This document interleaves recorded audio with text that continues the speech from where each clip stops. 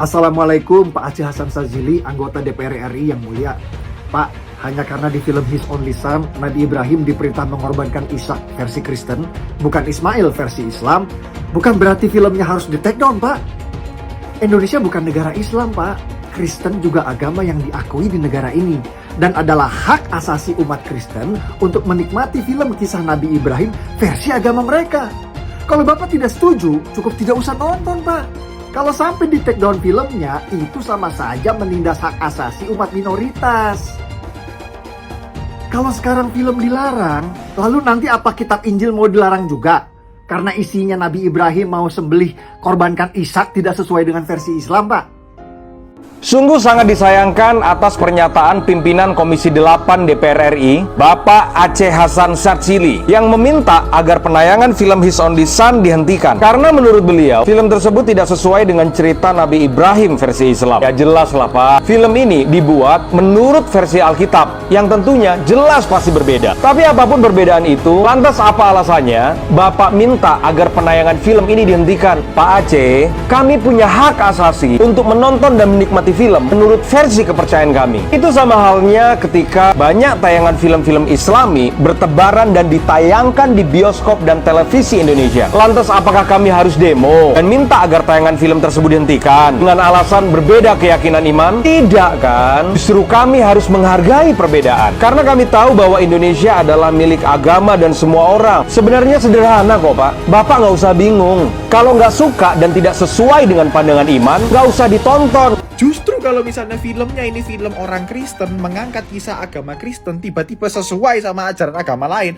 lah saya yang bingung. Jadi ini sebenarnya film apa? Film agama Kristen atau film agama lain? Justru kalau filmnya ini ajarannya sesuai dengan ajaran agama Kristen tapi tidak sesuai dengan agama lain, ya berarti benar. Dan emang target marketnya adalah untuk orang-orang Kristen yang beragama Kristen. Kebetulan disiarkan di Indonesia yang di dalam negaranya ada beberapa macam agama, tapi tetap filmnya adalah film orang Kristen, dibuat sama orang Kristen untuk yang nonton juga orang Kristen.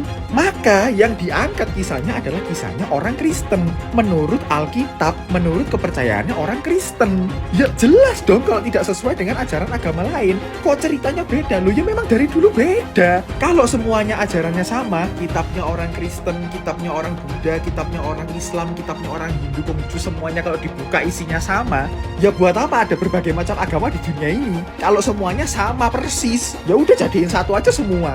Justru karena agamanya beda-beda, ajarannya beda-beda, isinya juga pasti beda-beda. Lo ajaranmu lo nggak sesuai sama ajaranku, ya memang dari dulu nggak sesuai. Menurut ajaranku seperti ini, menurut ajaranku seperti itu, ya sudah, nurut aja sama kepercayaan masing-masing. Nggak bisa dong kamu menilai kepercayaan seseorang berdasarkan kepercayaanmu. Itu nggak make sense gitu loh. Loh kitabmu lo salah, ini lo di kitabku kayak gini loh. Menurut kitabku juga kitabmu yang salah, kitabku yang benar. Menanggapi pernyataan Bang Aceh Hasan Sadzili terkait film His Only Son, menurut saya kondisi toleransi dan keberagaman makin kritis. Bahkan hanya soal film saja ada diskriminasi dan persekusi. Kristen adalah agama resmi di negara ini, sama dengan Islam. Dan semua umat berhak untuk mengekspresikan kecintaannya terhadap Tuhan dan para orang-orang suci menurut agamanya dan kitabnya masing-masing. Yang diinginkan Bang Aceh ini adalah versi dari yang dia yakini. Apa haknya lu? Masih belum puas menyiksa umat Kristiani di Indonesia dengan mempersulit pembangunan gerejanya? Terus sekarang ditambahin, filmnya juga nggak boleh beredar. Kok egois banget lu? Apa karena cerita Abrahamnya beda versi dengan Islam? Ya terus kenapa? Itu film kan dibuatnya emang dari sudut pandang yang ada di dalam Alkitab, bukan berdasarkan Al-Quran. Kenapa lu ikut campur ajaran umat Kristiani? Kalau lu Muslim dan ngerasa konsepnya beda dengan Al-Quran, ya nggak usah ditonton. Ngapain juga lu ikutan nonton? Takut imannya lu tremor, terus jadi login minta dibaptis, abis itu pengen langsung ikut katekese sakramen komuni pertama. Itu iman atau korekan upil? Kok tipis bener? Kalau mau fair, hapus juga tuh sinetron azab. Karena dalam iman Kristiani nggak ada tuh orang yang kena azab terus disambar meteor garden, terus masuk ke truk molen, endingnya dikubur sama gas 3 kg. Nggak ada itu. Iman Kristiani nggak ada yang kayak gitu-gituan. Itu juga harus dilarang peredarannya. Sumbernya atau dalang dibalik pelarangan pendirian rumah ibadah adalah MUI, MUI membuat surat yang mana melarang sebenarnya pendirian ibadah ini. Dari dulu saya sudah mengingatkan kalau MUI bisa jadi sarang sebenarnya dari kelompok radikal. MUI dengan segala kelebihannya adalah rumah terbaik bagi kelompok radikal untuk menguasai dan mengkapitalisasi umat muslim di Indonesia. Inilah kelicikan yang membawa nama agama. Setiap tahun ada saja kontroversi yang mereka keluarkan yang tidak membawa kesejukan dalam bernegara. Saya sendiri nggak tahu gunanya MUI itu apa. Ngeri memang MUI ini. Dengan label ulama, mereka menguasai penuh fatwa untuk umat Islam di Indonesia. Selain itu, selama bertahun-tahun mereka menguasai sertifikat halal di Indonesia dengan konsumen jutaan produk dan dananya tidak teraudit. Halo para elit MUI, jangan kira kalian bisa berlindung di balik label ulama. MUI pada dasarnya adalah sebuah LSM. Walaupun tidak memiliki otoritas yang resmi, sayangnya MUI kelihatan abai dalam hal menjaga keharmonisan hubungan antar umat atau antar aliran. Sering terdengar berbagai bentuk penolakan dan kekerasan dilakukan terhadap hak beribadah umat Kristen. Walaupun bukan sebuah lembaga negara atau otoritas resmi, MUI ini adalah lembaga yang didengar pendapatnya oleh umat Islam. Karena itu, salah satu pihak yang seharusnya berperan untuk menghentikan aksi-aksi semacam ini adalah MUI. Tantangan terbesar yang harus dihadapi MUI saat ini adalah kelompok-kelompok yang tidak toleran atau bahkan kelompok-kelompok radikal. Saya lihat perhatian sikap MUI ini semua setiap ada membuat fatwa itu yang tidak menyenangkan, yang ingin buat gaduh. Sepertinya Anda nih bermusuhan sekali dengan yang namanya non-muslim. Itu seperti Anda memandang selain Islam itu kafir. Ini lembaga apa ini MUI ini lama-lama saya lihat? Apa sih MUI? MUI itu bukan apa-apa buat negara ini. Ada dan tidak ada MUI itu nggak menambah sebetulnya. Justru keberadaan MUI ini membuat masalah. MUI itu cuma sebatas ormas kok. Ini semua muslim loh, mayoritas ini yang menolak MUI, termasuk saya menolak MUI. Justru Anda membuat onar. Rakyat se-Indonesia termasuk saya ingin MUI dibubarkan. Jadi lebih bagus bubarkan MUI, bubaran MUI. Cukup ada Departemen Agama. Abdul Somad dan dari MUI juga memandang ini bukan penistaan agama, ya. Singgung, apakah perlu saya minta maaf? Udah terjawab. Nah, ajaran saya. Ustaz Abdul Somad, kalau mau diperkarain, perkarain. Kalau mau dilaporin, laporin. Kita ngomong begitu sah-sah saja, nggak ada salahnya. Allah yang bilang kok. Pancasila Soekarno, ketuhanan ada di pantat. Anak Tuhan dari mana? Kalau Yesus anak Tuhan, bidangnya siapa? Besok di seluruh wilayah Indonesia kami katakan bahwa Karena di salib itu ada jin kafir. Karena di salib itu ada jin kafir. Karena di salib itu ada jin kafir. Haleluya. Kepalanya ke kiri apa ke kanan? Kepalanya ke kiri apa ke kanan?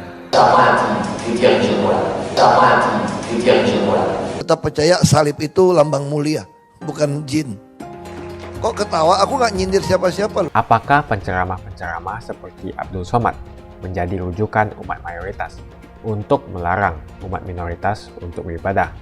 Apakah dengan begitu mereka bisa mendapatkan tiket untuk masuk surga? Para pemuka agama harus sadar bahwa menolak pembangunan gereja bukan saja bertentangan dengan konstitusi, tapi bertentangan dengan ajaran agama itu sendiri.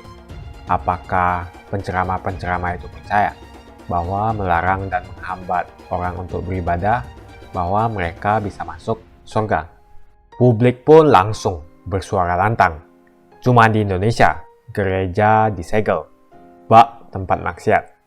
Jangan pakai alasan izin untuk menghalangi ibadah umat non-muslim, terutama umat minoritas yang beragama Kristen. Kalau izin belum lengkap, bantu lengkapi izinnya, bukan malah disegel. Jadi jelas kalau kita bandingkan dengan masalah izin, terjadi ketidakadilan antara umat minoritas dan umat mayoritas. Seperti yang kita ketahui, banyak sekali musola yang tidak mempunyai izin. Umat mayoritas bisa membangun rumah ibadah tanpa izin. Ini berbanding terbalik dengan umat minoritas. Mau berdoa saja memerlukan izin. Membangun rumah ibadah, meminta izin, pasti dipersulit, sesulit-sulitnya. Assalamualaikum Pak Aceh Hasan Sadzili, anggota DPR RI yang mulia. Pak, hanya karena di film His Only Son, Nabi Ibrahim diperintah mengorbankan Ishak versi Kristen, bukan Ismail versi Islam, bukan berarti filmnya harus di take down, Pak. Indonesia bukan negara Islam, Pak. Kristen juga agama yang diakui di negara ini. Dan adalah hak asasi umat Kristen untuk menikmati film kisah Nabi Ibrahim versi agama mereka. Kalau Bapak tidak setuju, cukup tidak usah nonton, Pak. Kalau sampai di take down filmnya, itu sama saja menindas hak asasi umat minoritas. Kalau sekarang film dilarang, lalu nanti apa kitab Injil mau dilarang juga? Karena isinya Nabi Ibrahim mau sembelih korbankan Ishak tidak sesuai dengan versi Islam, Pak. Sungguh sangat disayangkan atas pernyataan pimpinan Komisi 8 DPR RI, Bapak Aceh Hasan Sadzili, yang meminta agar penayangan film His Only Son dihentikan. Karena menurut beliau, film tersebut tidak sesuai dengan cerita Nabi Ibrahim versi Islam. Ya jelas lah Pak, film ini dibuat menurut versi Alkitab, yang tentunya jelas pasti berbeda. Tapi apapun perbedaan itu, lantas apa alasannya Bapak minta agar penayangan film ini dihentikan? Pak Aceh, kami punya hak asasi untuk menonton dan menikmati film menurut versi kepercayaan kami. Itu sama halnya ketika banyak tayangan film-film Islami bertebaran dan ditayangkan di bioskop dan televisi Indonesia. Lantas apakah kami harus demo dan minta agar tayangan film tersebut dihentikan dengan alasan berbeda keyakinan iman? Tidak kan? Justru kami harus menghargai perbedaan. Karena kami tahu bahwa Indonesia adalah milik agama dan semua orang. Sebenarnya sederhana kok Pak. Bapak nggak usah bingung. Kalau nggak suka dan tidak sesuai dengan pandangan iman, nggak usah ditonton. Kalau kata Gus Dur, gitu aja kok repot. Apakah kami juga harus minta di take down dan dihentikan semua tayangan-tayangan film Islami? Tidak begitu, Pak. Orang yang semakin beragama, saya yakin akan semakin bisa menghargai sesamanya. Indonesia ini memang penuh perbedaan, tapi akan indah jika kita bisa menyatukan. Buat saudaraku Nasrani, selamat menikmati film-film yang bertema Nasrani. Dan teruntuk sahabatku yang Muslim, selamat menikmati film-film yang bertema Islami. Kita saudara, kita Indonesia. Menanggapi pernyataan Bang Aceh Hasan Sadzili terkait film His Only Son, menurut saya kondisi toleransi dan keberagaman makin kritis. Bahkan hanya soal film saja ada diskriminasi dan persekusi. Kristen adalah agama resmi di negara ini, sama dengan Islam. Dan semua umat berhak untuk mengekspresikan kecintaannya terhadap Tuhan dan para orang-orang suci menurut agamanya dan kitabnya masing-masing. Karena pernyataan Bang Aceh tersebut sama sekali tidak merepresentasikan Bang Aceh sebagai pejabat publik. Kalau ini persoalan terkait akidah, ya serahkan saja kepada Kemenak RI dan MUI karena lebih pantas dan sesuai dengan porsinya. Apalagi di sana berbicara tentang Ibrahim atau Abraham dalam versinya, yang diinginkan Bang Aceh ini adalah versi dari yang dia yakini. Setiap agama punya sudut pandangnya masing-masing. Umat Muslim bilang Abraham adalah begini, sedangkan umat Kristiani bilang Abraham adalah begitu. Nggak ada yang salah kan? Umat Muslim kan selalu bilang, bagimu agamamu, bagiku agamaku. Terus kenapa itu si Aceh Hasan, anggota DPR dari Partai Golkar, harus ngelarang sudut pandang umat Kristiani dalam film His Only Son? Sampai harus dilarang peredarannya. Apa haknya lu? Masih belum puas menyiksa umat Kristiani di Indonesia dengan mempersulit pembangunan gerejanya? Terus sekarang ditambahin, filmnya juga nggak boleh beredar. Kok egois banget lu? Apa karena cerita Abrahamnya beda versi dengan Islam? Ya terus kenapa? Itu film kan dibuatnya emang dari sudut pandang yang ada di dalam Alkitab, bukan berdasarkan Al-Quran. Kenapa lu ikut campur ajaran umat Kristiani? Kalau lu Muslim dan ngerasa konsepnya beda dengan Al-Quran, ya nggak usah ditonton. Ngapain juga lu ikutan nonton? Takut imannya lu tremor, terus jadi login minta dibaptis, abis itu pengen langsung ikut katekese sakramen komuni pertama, gitu. Itu iman atau korekan upil? Kok tipis bener? Kalau mau fair, hapus juga tuh sinetron azab. Karena dalam iman Kristiani, nggak ada tuh orang yang kena azab, terus disambar meteor garden, terus masuk ke truk molen, endingnya dikubur sama gas 3 kg. Nggak ada itu. Iman Kristiani nggak ada yang kayak gitu-gituan. Itu juga harus dilarang peredarannya. Itu kalau mau fair play. Bahkan, banyak teman-teman gue yang Muslim aja pada nggak setuju sama pelarangan film ini. Kenapa? Ya karena mereka yakin iman dari umat Muslim itu nggak setipis si Aceh Hasan. Masa gara-gara film terus auto murtad? Harusnya yang namanya anggota dewan berdiri di atas semua agama, bukan cuma fokus ngurusin satu agama doang. Karena semua gaji dan fasilitas anggota DPR itu dibayar pakai duit pajak dari semua umat beragama di Indonesia. Emang lu kira Indonesia cuma negara dengan satu agama doang? Terus yang lainnya ngontrak gitu? Apa lu? Opo maneh negara iki opo sih? Ada lagi berita, film His Only Son dilarang tayang di Indonesia karena tidak sesuai dengan ajaran agama A. Loh, gini loh. Film His Only Son itu adalah film ajaran agama Kristen. Dibuat oleh orang Amerika, produsernya, direkturnya agama Kristen. Mengangkat cerita Alkitab agama Kristen. Kalau filmnya itu tidak sesuai dengan ajaran agama lain, ya berarti bener dong. Justru kalau misalnya filmnya ini film orang Kristen, mengangkat kisah agama Kristen, tiba-tiba sesuai sama ajaran agama lain, lah saya yang bingung. Jadi ini sebenarnya film apa? Film agama Kristen atau film agama lain? Justru kalau filmnya ini ajarannya sesuai dengan ajaran agama Kristen, tapi tidak sesuai dengan agama lain, ya berarti bener. Dan emang target marketnya adalah untuk orang-orang Kristen yang beragama Kristen. Kebetulan disiarkan di Indonesia, yang di dalam negaranya ada beberapa macam agama. Tapi tetap filmnya adalah film orang Kristen. Dibuat sama orang Kristen untuk yang nonton juga orang Kristen. Maka yang diangkat kisahnya adalah kisahnya orang Kristen. Menurut Alkitab, menurut kepercayaannya orang Kristen. Ya jelas dong kalau tidak sesuai dengan ajaran agama lain. Kok ceritanya beda? Loh ya memang dari dulu beda. Kok bisa ada beberapa orang yang bilang ini tuh tidak sesuai dengan ajaran agama A? Loh, ya agamanya aja beda gitu loh. Agama A sama agama B sama agama C itu ajarannya beda-beda semua. Menurut versi agama Kristen seperti ini, menurut agama ini seperti ini, menurut agama ini seperti ini. Oleh karena itu ada berbagai macam agama. Karena setiap orang punya keyakinannya dan kepercayaannya masing-masing. Kalau semuanya ajarannya sama, kitabnya orang Kristen, kitabnya orang Buddha, kitabnya orang Islam, kitabnya orang Hindu, Konghucu, semuanya kalau dibuka isinya sama, ya buat apa ada berbagai macam agama di dunia ini? Kalau semuanya sama persis, ya udah jadiin satu aja semua. Justru karena agamanya beda-beda, ajarannya beda-beda, isinya juga pasti beda-beda. Menurut agama A seperti ini, menurut agama B seperti ini. Ya nggak bisa disama-samain. Lo ajaranmu lo nggak sesuai sama ajaranku. Ya memang dari dulu nggak sesuai. Menurut ajaranku seperti ini, menurut ajaranmu seperti itu. Ya sudah, nurut aja sama kepercayaan masing-masing. Nggak bisa dong kamu menilai kepercayaan seseorang berdasarkan kepercayaanmu. Itu nggak make sense gitu loh. Loh, kitabmu lo salah, ini lo di kitabku kayak gini loh. Menurut kitabku juga kitabmu yang salah, kitabku yang bener. Nah, terus siapa yang bener? Ribet kan?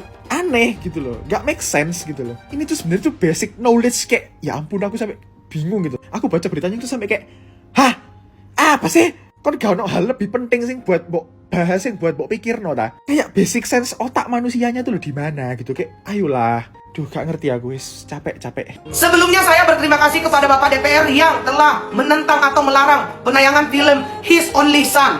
Yang akhirnya yang tidak tahu menjadi tahu bahwa ada sebuah film yang menceritakan tentang firman Tuhan dan akhirnya tersampaikan kepada kami. Kalau dikatakan tidak sesuai dengan ajaran agama si A, tentu saja tidak sesuai dengan ajaran si A. Karena apa? Karena ini adalah ajaran si B. Yang lucunya itu kalau ini menceritakan tentang film si B, tapi sesuai dengan ajaran si A. Kalau semuanya sama, tidak perlu ada acara beberapa agama ajaran yang sama. Hanya ada satu ajaran agama.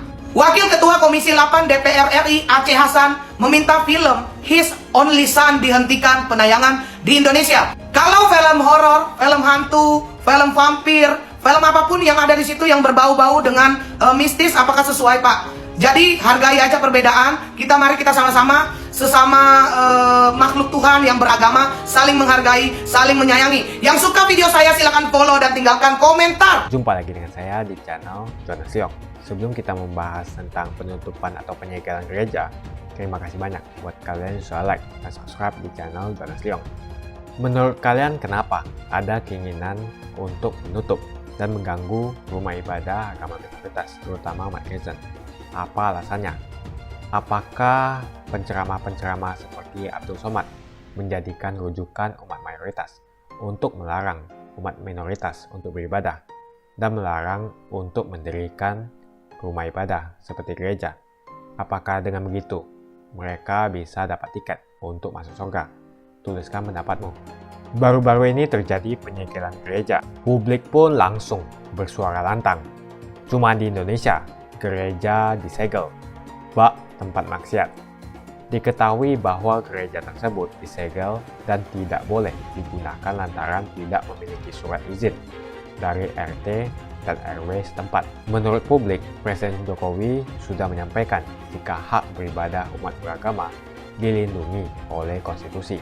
Jadi jangan sampai konstitusi kalah dengan Pak RT dan Pak RW. Lebih lanjut, publik mengatakan bahwa kebiadaban penyegelan rumah ibadah ini harus dihentikan sekarang juga karena sudah melanggar konstitusi. Jangan pakai alasan izin untuk menghalangi ibadah umat non-muslim, terutama umat minoritas yang beragama Kristen. Kalau izin belum lengkap, bantu lengkapi izinnya, bukan malah disegel. Kepala daerah seharusnya menegakkan konstitusi dan menjamin kebebasan beribadah bagi warganya. Malah ada pemimpin daerah yang melakukan penolakan terhadap gereja. Ini bertentangan dengan konstitusi dan melukai semangat keberagaman dalam kehidupan bersama di negeri yang beragam ini. Padahal jelas dalam SKB 2 Menteri bab 1 pasal 3, orang Kristen yang mau bikin rumah-rumah doa di rumah atau di ruko tidak perlu meminta izin. Pembubaran selalu menggunakan alasan izin. Saya pikir tidak usahlah menggunakan alasan izin, karena ada puluhan ribu musola di Jawa Barat dibangun tanpa menggunakan izin. Bagaimana di seluruh Indonesia? Mungkin ada ratusan ribu hingga jutaan masjid di Indonesia tidak memiliki izin. Jadi jelas kalau kita bandingkan dengan masalah izin, terjadi ketidakadilan antara umat minoritas dan umat mayoritas. Seperti yang kita ketahui, banyak sekali musola yang tidak mempunyai izin. Umat mayoritas bisa membangun rumah ibadah tanpa izin. Ini berbanding terbalik dengan umat minoritas. Mau berdoa saja memerlukan izin. Membangun rumah ibadah meminta izin pasti dipersulit, sesulit-sulitnya.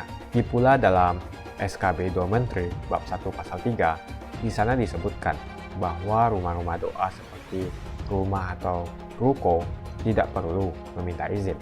Jadi jika umat minoritas seperti orang Kristen yang mau bikin rumah-rumah doa di rumah atau di ruko, tidak perlu meminta izin.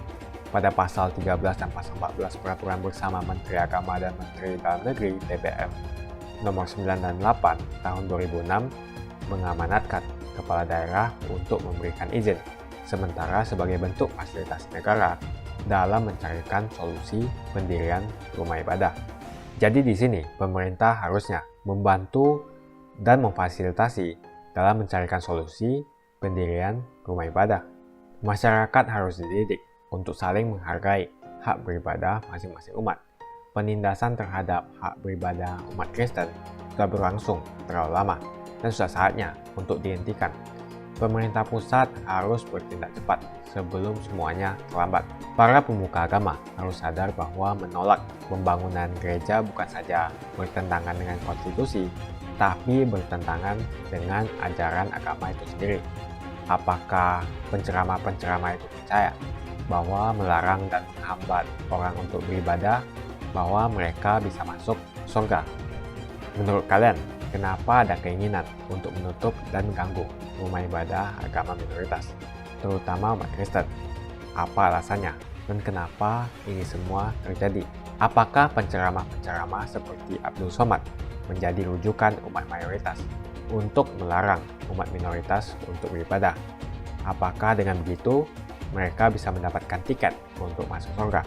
Begitu saja opini saya hari ini. Tuliskan opini kalian tentang warga yang menyegel gereja. Apa pendapatmu? Dan tuliskan pendapatmu kenapa banyak sekali warga yang senang sekali melakukan penyegelan atau pelarangan terhadap gereja. Jika kalian suka dengan video yang saya sampaikan, pastikan Anda semua menekan like di video ini. Dan bagikan video ini ke teman dan family Anda supaya mereka semua mengetahui tentang informasi ini. Tekan tombol subscribe dan bunyikan lonceng notifikasi supaya kamu tidak ketinggalan info dari channel Jonas Leong.